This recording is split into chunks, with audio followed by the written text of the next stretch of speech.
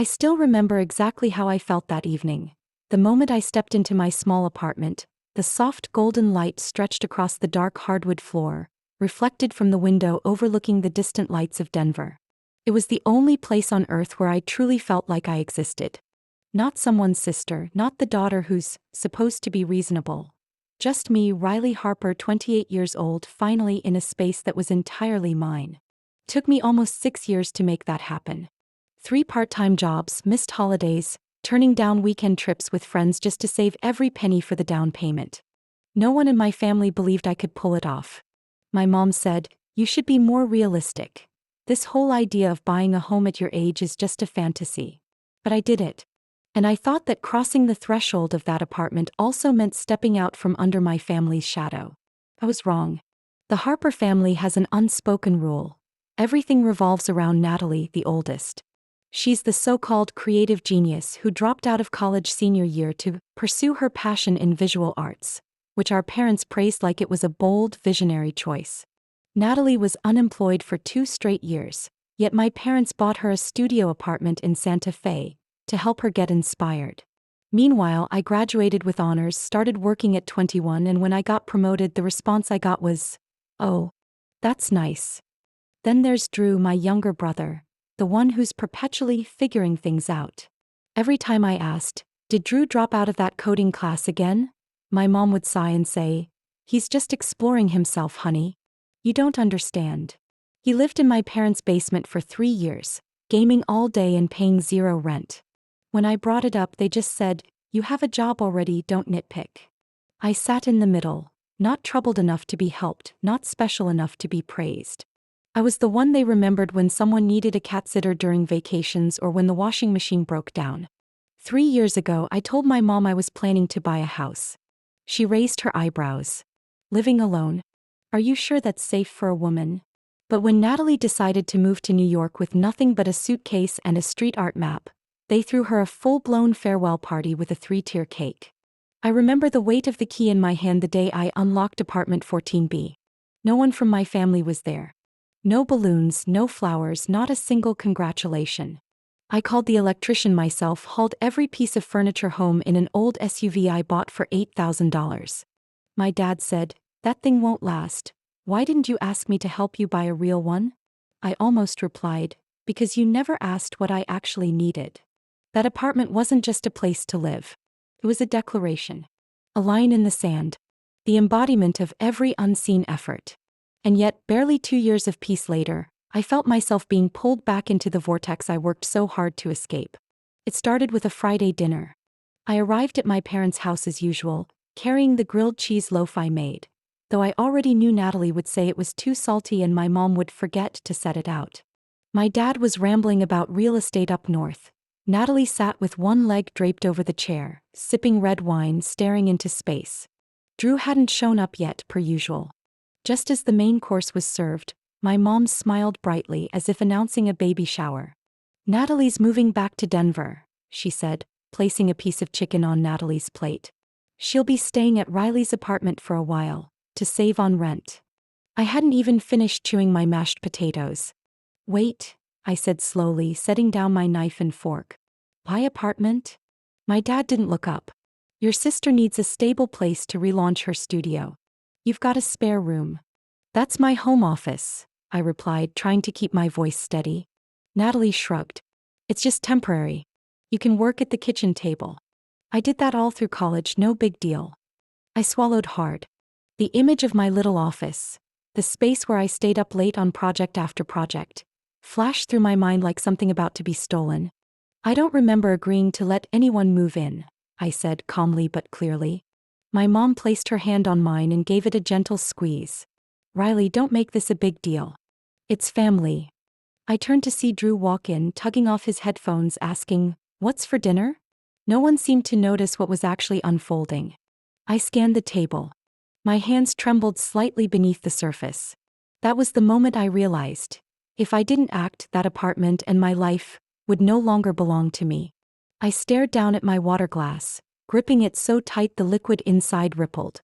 No one waited for my response.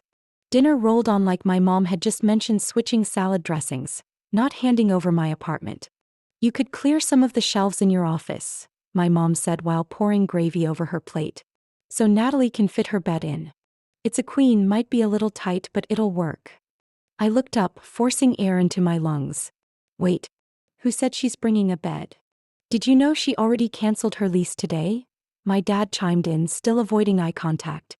They kept her deposit and are demanding extra fees if she doesn't vacate by the end of the week. We don't want things to escalate. Saturday works best, my mom added. Your dad can borrow Uncle Walter's truck. Riley, make sure to notify your building manager about the visitor parking pass. I laughed, the sound cutting through the room like broken glass. Did anyone even think about asking me whether I want someone else living in my home? Natalie exhaled and set down her fork, looking unbothered. Oh my God, Riley. Why are you being so dramatic? I'm not a stranger. I've crashed on your couch before. Very different, Natalie. I leaned forward, voice lowering. That was a few nights. This is long-term. In my personal space. In my home. My dad interjected, voice dropping into that lecture tone. No one's taking anything from you, Riley. This is just family helping family. Your mother's just organizing things logically. You can work somewhere else, Natalie added like I'd brought up an inconvenience. I worked in cafes for a whole year, didn't kill me. I folded my napkin, pressing the crease until it left a mark on my palm. So this was all decided before dinner, wasn't it? No one answered. What I mean is, I looked each of them in the eye, no longer seeking sympathy, just confirmation. You all discussed this already. Then informed me like I'm just the logistics coordinator. My mom still wore that calculated gentleness. We all thought you'd understand. You live alone, work constantly, you barely use the apartment. Meanwhile, your sister needs a place to stabilize after the breakup. Breakup? I echoed, letting out a sharp laugh. She just broke up with her boyfriend a few days ago, and the whole family decided the best solution is to move her into my place? Not yours, not a friend's. Mine. She can't come home, Natalie interjected, a flicker of irritation crossing her face. Mom said it wouldn't be good for my mental health to go back to the old house after what happened. I turned to my mom. And what about my mental health, having my apartment turned into someone else's crisis recovery center? My mom pressed her lips together. Dad sighed like I was ruining the evening. Natalie leaned forward to grab her wine glass, her tone flat like she was reciting lines. Riley, you need to be a little less selfish. I stood up. No one stopped me. They just sat there like this was a script I was meant to follow, and I'd forgotten my obedient lines. On the way home, I didn't turn on the radio. The steady hum of the old engine filled the car, but inside all I could hear was that phrase echoing, family helps each other. The problem was, in this family, help always meant I carried the weight. Always me. As soon as I got home, I walked in and looked at my small office, the space where I used to spend late nights drafting ecosystem protection plans, and pictured it crammed with Natalie's clutter. I saw her sprawled out on the couch, shoes flung across the hallway, borrowing things without asking, laughing like I should be grateful she was bringing energy into the space. I opened my laptop. This time, I wasn't opening a project report. I pulled up my lease, scrolled down to the section on long-term guests. Under Clause 3.2, it clearly stated, any guest staying more than 14 days must be reported to management and pass a background check. I tapped the line lightly, feeling that familiar spark I always got when I spotted the loophole in an unfair plan. Then my phone buzzed. Natalie. I didn't pick up. A text came through a moment later. Mom said I should text early so you can clear out some of the books in the office. I'll be bringing my big bookshelf. The old one you're using probably doesn't need to stay. I turned off the screen. No response. Now I knew for sure. They didn't just want space. They wanted control. They wanted to reshape it into something that was no longer mine. But they'd forgotten one thing. I wasn't the obedient daughter anymore. And this apartment, unlike anything the Harper family had ever touched, was something they had no right to claim. I set my phone down on the table, the screen still glowing with Natalie's unanswered message. That glow felt like a relentless reminder. I had been quiet for far too long. I used to think being accommodating was a sign of maturity, that keeping the peace would earn respect. But in my family, silence only gave them more room to push. When I was 15, I got assigned to babysit Aunt Martha's kids all summer. No one asked me, no pay, just my mom nodding at her sister and turning to say, "Riley, you've got a job this summer." I still remember that first morning washing a mountain of dirty dishes because the kids wanted to bake and gave up halfway, while Aunt Martha was off getting her hair done. When I protested, my mom frowned. Helping family isn't something you complain about. Then in college, extended relatives came from Idaho for my cousin's wedding. Instead of booking a hotel, my mom gave them the address to my off-campus rental. I only found out when they called asking for the door code. They slept on my couch, rummaged through my fridge, left the place messy and the tub clogged. All I got was, "You're an adult. Manage it." I let it all go. Because it's family. But every time I swallowed my frustration, I lost something. Lost sleep, lost space, lost the sense that I had a right to say no. That night, I sat by the window, laptop on my lap, cold tea beside me. I started making a list. Not a shopping list. A list of boundaries. The things I would no longer allow to be crossed. First, I pulled up the lease again, went straight to the occupancy policy.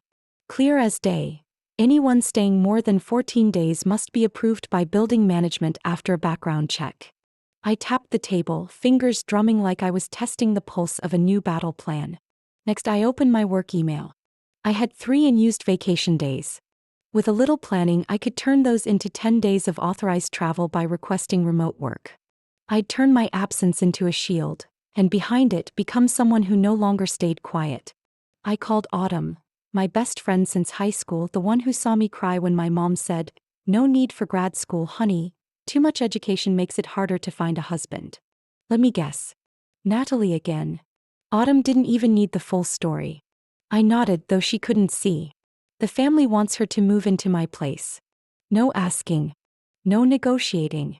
Like my apartment's just the communal living room back home. "I've got a spare room," she said immediately. "But I don't think you need it. I think you just need to step out of that old loop and bolt the door behind you." Exactly. I'm not picking a fight, but I'm not backing down.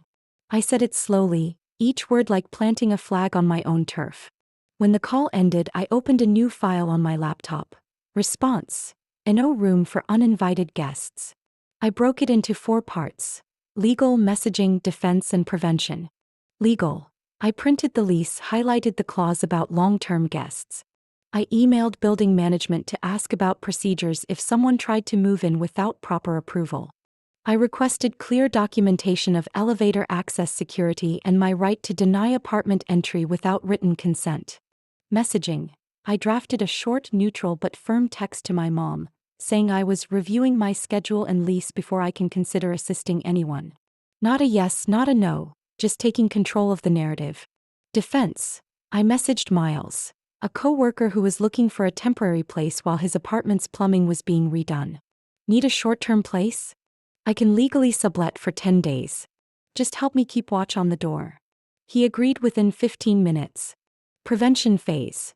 I scheduled a work cat-iron trip to Seattle. It was a perfectly legitimate reason, and my out-of-office auto-reply was already set.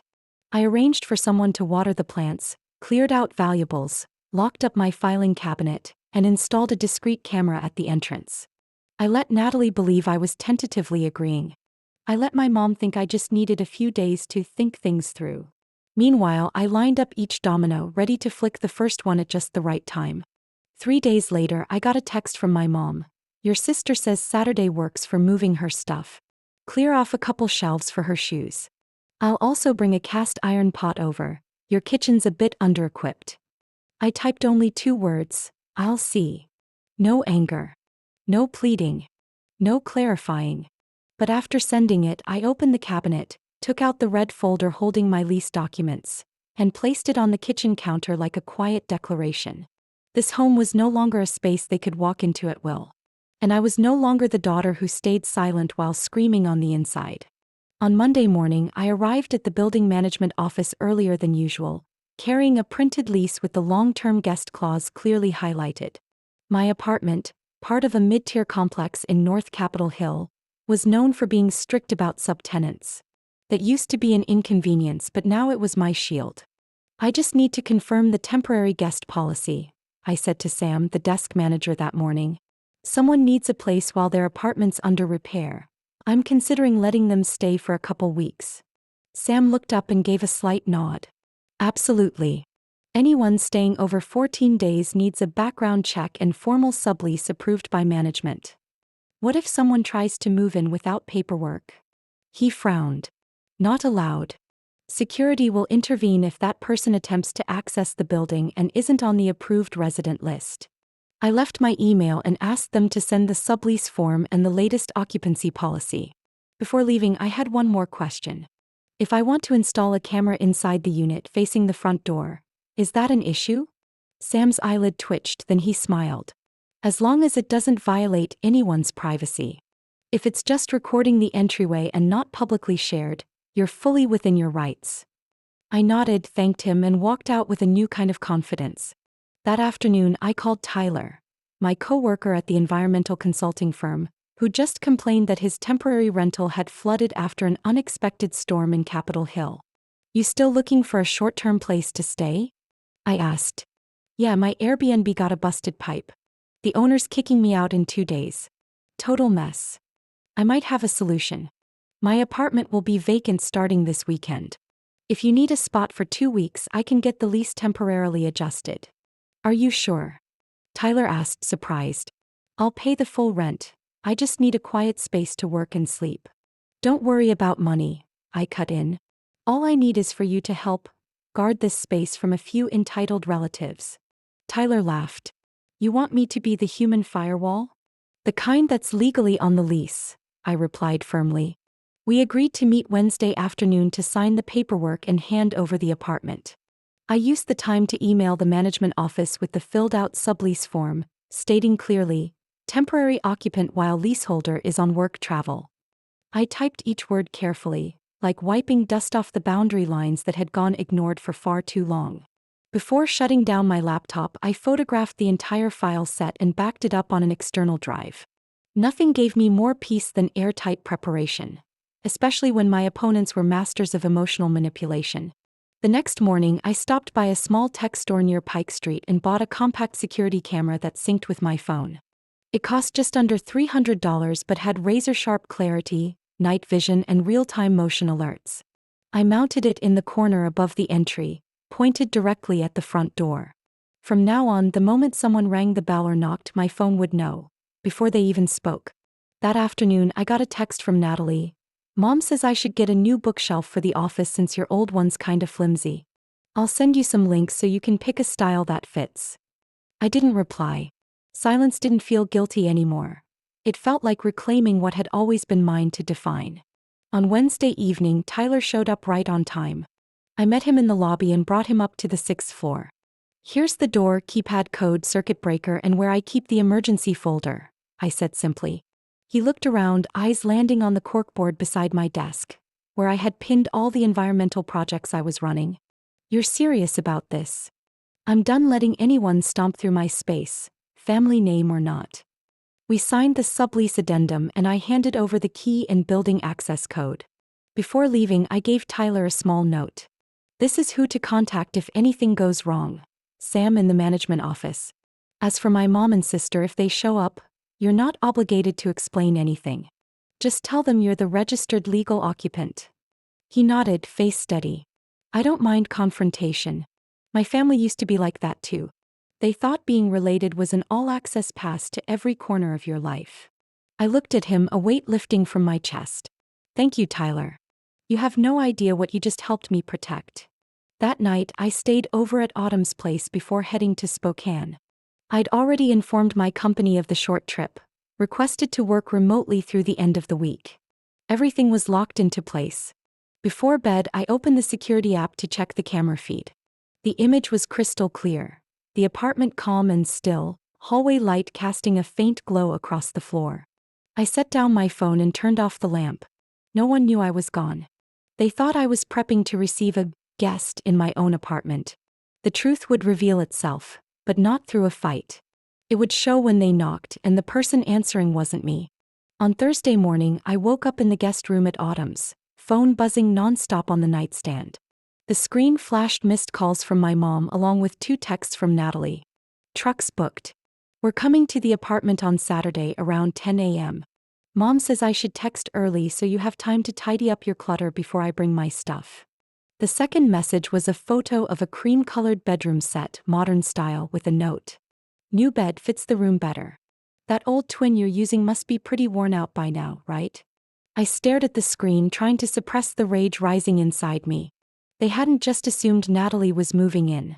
They had also decided what furniture needed to be replaced. Not even 10 minutes later, my mom called again. Before I could pick up, she left a voicemail. You're not answering me. We need to coordinate. On Saturday, your dad's using Uncle Ted's truck to bring Natalie's vanity, her bed, and the bookshelf. I'll stock the fridge with some groceries for you too. Don't forget to check the parking permit before tomorrow afternoon. Oh, and can you take down that black and white picture in the hallway? Natalie says it's too gloomy. I opened my phone, moved the entire message thread into a folder I titled Violation. Then I put the phone on silent. There was no room left in my head for confusion or hesitation. Everything was crystal clear now. My family had never considered personal boundaries as something to respect. They treated them like fences they could hop over whenever they felt like it. That afternoon, I got an email from the building confirming the sublease had been approved. Tyler was officially listed as a legal resident during my absence. I forwarded him a copy of the lease with a note. If anyone shows up claiming to be my family, you're under no obligation to entertain them. Just tell them you're the approved temporary tenant. Tyler replied simply, understood. No one's getting through this door. That evening, my mom sent more messages. This time, it was a photo of Natalie sitting on the floor, surrounded by cardboard boxes labeled Winter Closet, Performance Outfits, Art Frames. Underneath the photo was a line, she really has nowhere else to go. You're a woman too. You understand what heartbreak feels like, don't you, Riley? There was no question about whether I agreed. No one mentioned that I had once begged to crash with friends for a week when my old apartment's heating broke, because at that time, Natalie had said her place was too messy for guests. I opened the Notes app on my phone and typed, Mom? Emotional manipulation through imagery. Goal: guilt me into agreeing. On Friday afternoon, I took the time to tidy up the apartment, pack all important documents and personal items into a small rolling suitcase. I didn't need much, just my laptop, a few changes of clothes, and peace of mind. Before I left, I took pictures of every room: spotless floors, intact bookshelves, tidy desk. The security camera was working perfectly, streaming live footage to my screen. I texted Tyler, everything's set. They'll be there in the morning. Don't open the door. That night, after checking into a small hotel by the beach in Cannon Beach, my phone kept lighting up with calls from Dad. First voicemail: Riley, I don't understand what's going on. You're not answering texts, not calling back. We need to coordinate the move tomorrow morning. Don't make this difficult, it's only temporary. Second voicemail, more aggressive: this isn't the time for attitude. You need to remember we're family. When one of us is in need, the others have a responsibility. Every time he said responsibility, it only made one thing clearer. In this family, I was never allowed to be the one in need. On Saturday morning at 7:15, I got a group text from Natalie, we're loading up the car. Even brought the olive green armchair I love. Gonna put it in the living room, okay? Almost there. I didn't reply. I opened the security app. Live footage from the 6th floor unit. My dad pushing a cart stacked with boxes, my mom ringing the doorbell over and over, and Natalie on the phone, clearly impatient. Tyler was nowhere in sight, until minute 5 when the door opened. He stood in a t-shirt holding a coffee mug, blocking the entrance. I zoomed in. My dad frowned, asking something. My mom leaned in to peek inside. Natalie ended her call, her face freezing in confusion. Tyler stayed calm. There was no audio, but his body language was clear. They had no right to enter. He held up the sublease contract, pointing to the clause on uninvited guests. The building's security guard stood right behind him, arms crossed. My mom clutched her chest in mock betrayal. Dad stepped forward but was immediately blocked by the guard. Natalie turned around, muttered something, and stomped her foot like a kid denied candy. After nearly 10 minutes of fruitless arguing, they turned away, cartwheels squealing down the hardwood hallway. I sank back into the hotel bed, still holding my phone. The feeling in my chest was light and sharp, like the closing edge of a healed wound. My family had just been forced to hear the one voice they'd never truly acknowledged. The firm silence of someone who used to always endure. At exactly 10:11 a.m. the security app chimed. Motion detected at apartment door. I was sitting by the hotel window, coffee still warm in my hand. Outside, the air was crisp, the ocean breeze salty and strong. I opened the app and connected to the feed. The image came through as if I were standing right there, behind the gray-painted door of Unit 614. My dad was pushing a cart full of boxes. My mom, in a beige overcoat, carried a large canvas bag. Natalie followed behind, hoodie up, phone pressed to her ear, mumbling non-stop. The doorbell rang repeatedly. When no one answered, Dad started pounding on the door, his face reddening. Security, Tony, appeared from the end of the hallway. He moved quickly, both hands raised in a polite but firm stop motion. I couldn't hear the conversation, but the gestures said enough. Dad pointed at the door, then at Tony. Mom pulled a thick stack of papers from her purse. Then the door opened. Tyler stood in the doorway, charcoal t-shirt, hair damp, coffee mug in hand. He didn't speak, just held up the signed sublease contract for Tony to inspect. Natalie leaned forward to peer inside, her face visibly draining. My dad scowled, mouthing something in disbelief. Mom took half a step back, eyes wide, clutching her bag. Then she pressed her hand to her chest, a signature move whenever she felt insulted. Tony stayed composed, shook his head clearly, then pointed toward the elevator. I turned on the audio just in time to hear my dad growl through clenched teeth. "This isn't over. She has no right." Tyler replied evenly, "I have a lease and written approval from management.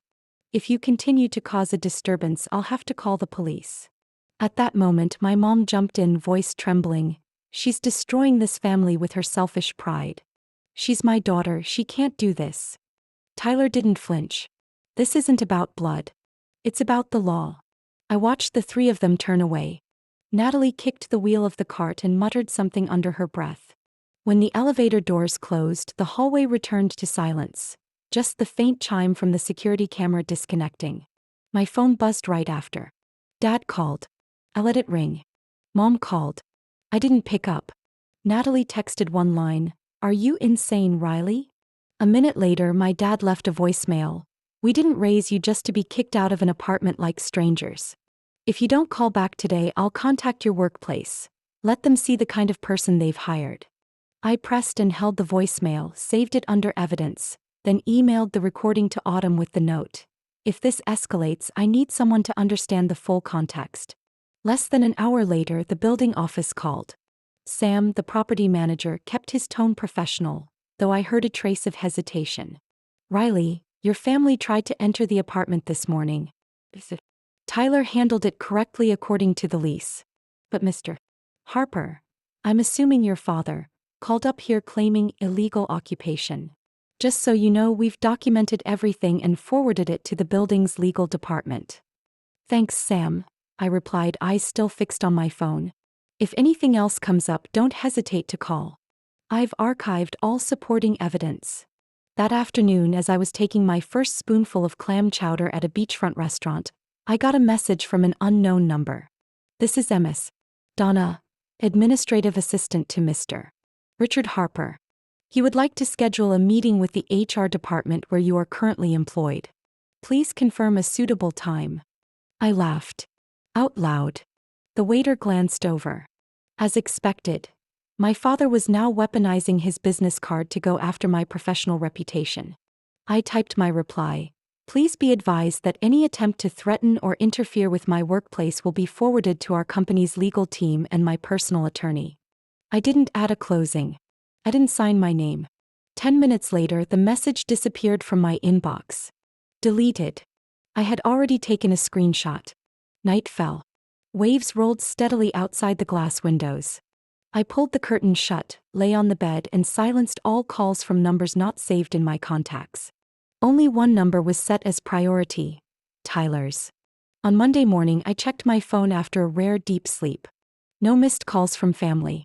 Just one text from the last person I expected. "Drew, my younger brother. You didn't do anything wrong.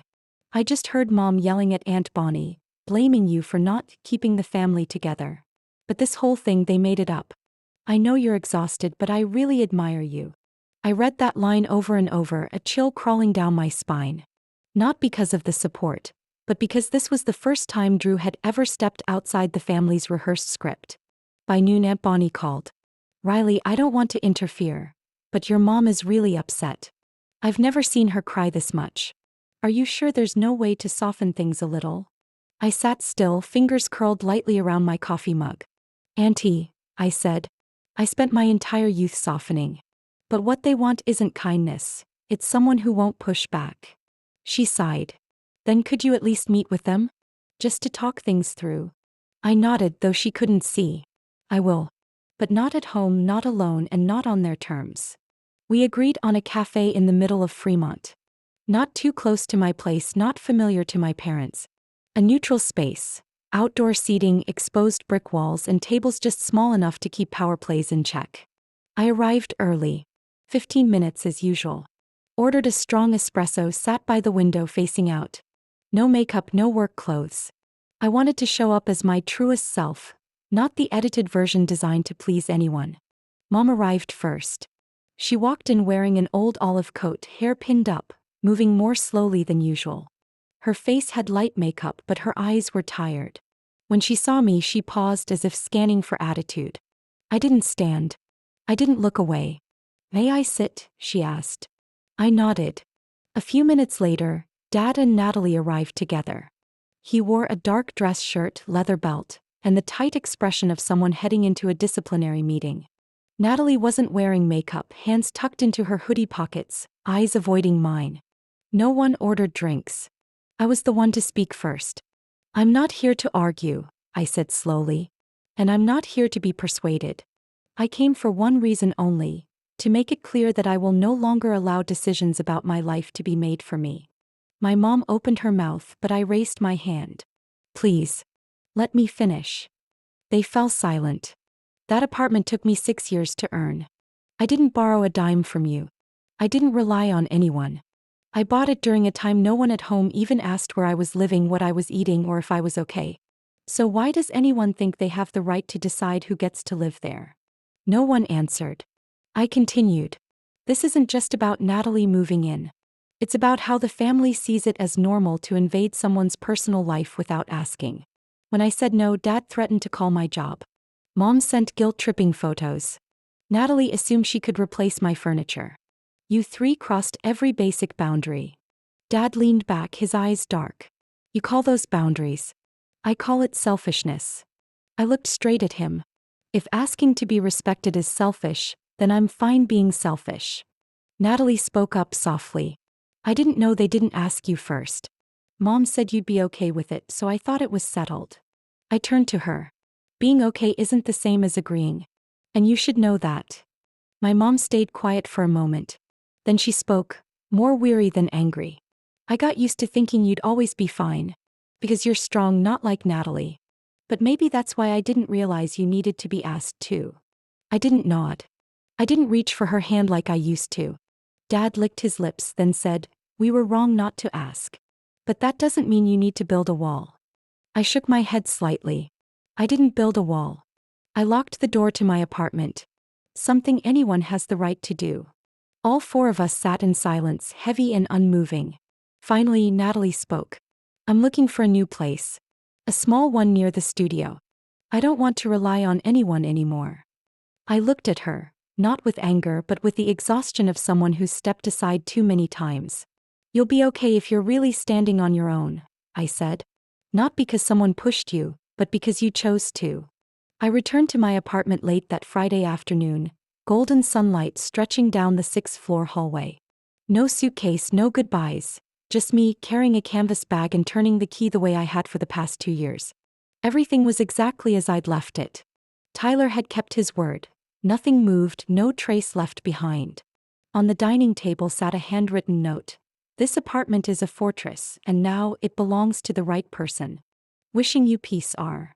Underneath was his messy signature and a tiny sketch of a coffee cup. I let out a soft laugh, folded the note and placed it in the drawer under my books, where I kept things no one else was allowed to touch. A week after the cafe meeting, Natalie called. "I want to ask, would you have lunch with me? Not to talk about the past. Just two people having lunch. I agreed. Not with haste, but without the guardedness I used to carry.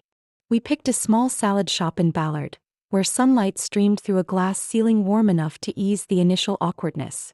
Natalie arrived first. Gone was the familiar posture of someone used to being favored. That day, she walked slowly, hands in her pockets, no makeup, no performance. "I'm seeing a therapist," she said as soon as she sat down. "Week 3. I'm not sure I'll change completely, but at least now I know there's a lot I need to face." I didn't say anything. Just chewed my arugula slowly and waited.